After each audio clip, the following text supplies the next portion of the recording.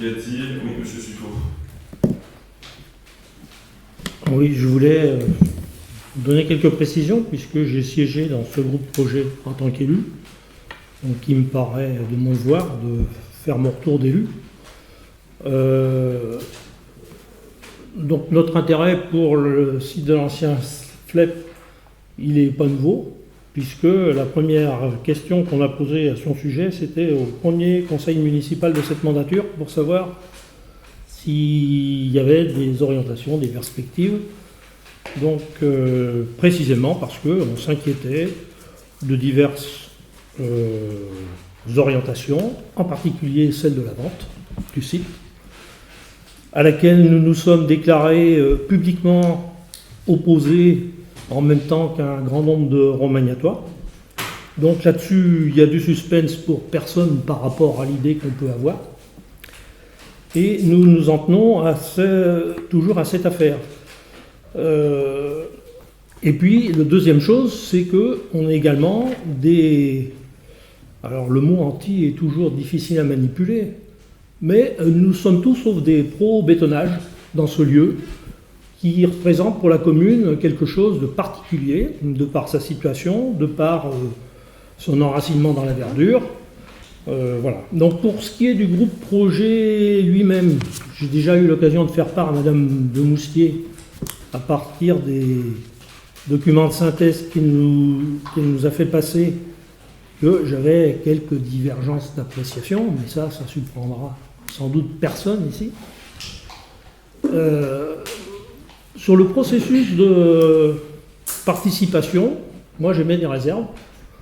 Pourquoi avoir restreint l'approche de tout ce travail, qui était intéressant, et je pense que les gens qui ont participé le diront, moi je le dis, visiter les lieux, etc. Mais pourquoi avoir limité ça à 4 citoyens tirés au sort alors qu'il y avait 19 candidats, alors que tout à l'heure nous avons parlé d'autres groupes projets dans lesquels j'ai aussi été amené à siéger en tant qu'élu, sur la ZAC de la Condamine, sur la ZAC du Prat. Sur la ZAC du Prat, il y a 12 personnes qui ont toutes candidaté, qui ont toutes été prises. Pourquoi avoir restreint dans ce groupe de travail-là à 4 personnes tirées au sort, plus 3 riverains qui finalement se réduisent à 2? Parce que je pense qu'on peut dire que le 3e riverain, dans les règles de fonctionnement qui nous avaient été données au début, il y avait l'assiduité.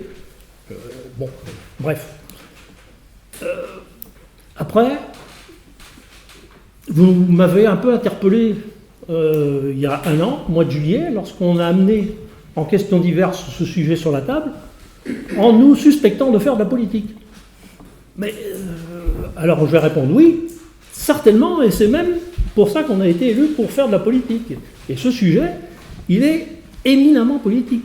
Donc, qu'on ait une autre vision des choses et qu'elle rejoigne celle d'un nombre apparemment important de remaniatoires, ça ne peut pas être balayé comme ça d'un revers de manche.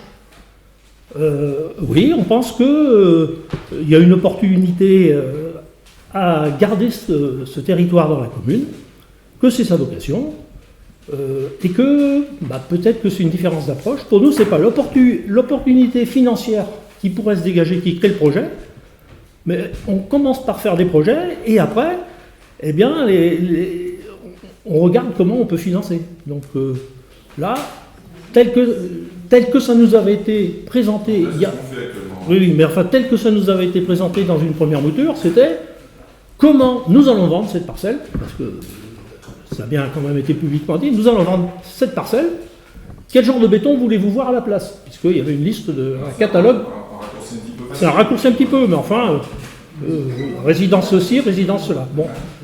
Le troisième point, c'est oui, je le redis au nom de notre groupe, hein, nous sommes opposés à la vente, nous sommes opposés à tout surbétonnage et à la réduction de cet espace vert.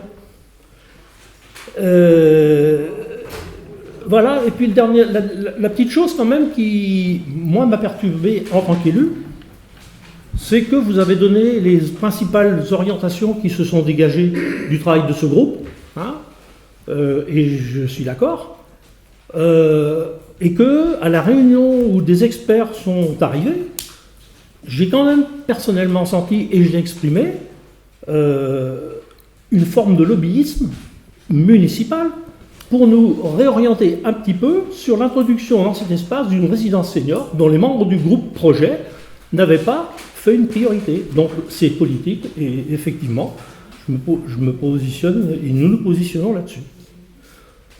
Voilà ce que je voulais dire par rapport, moi, à ma participation d'élu. Et puis il y a une question quand même que je pose aussi aujourd'hui publiquement. Il y a 1 an et demi, la municipalité disait « Nous allons vendre cette parcelle pour financer les derniers travaux de l'espace Bernard Brageon ». Pouvez-vous dire aujourd'hui, soit nous allons vendre la parcelle pour financer l'espace Bernard Brageon, ou 2, nous avons décidé aujourd'hui, au vu des travaux de ce groupe, que cette parcelle resterait dans la commune. Madame de Mostier. Ben ouais.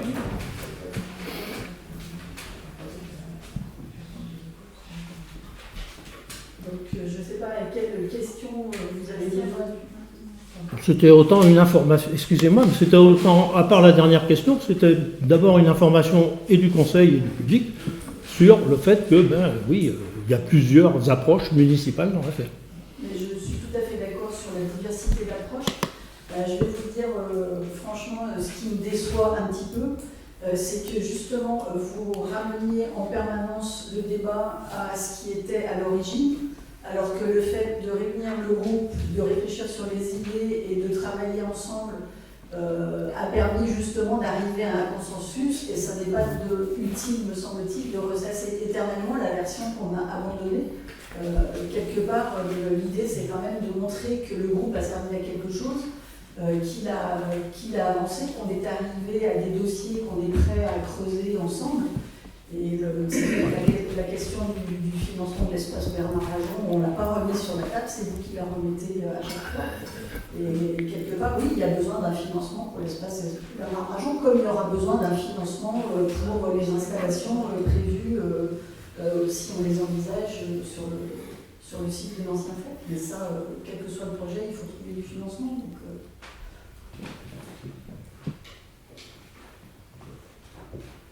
Oui. Je ne me semble pas avoir remis la qualité du travail et du groupe.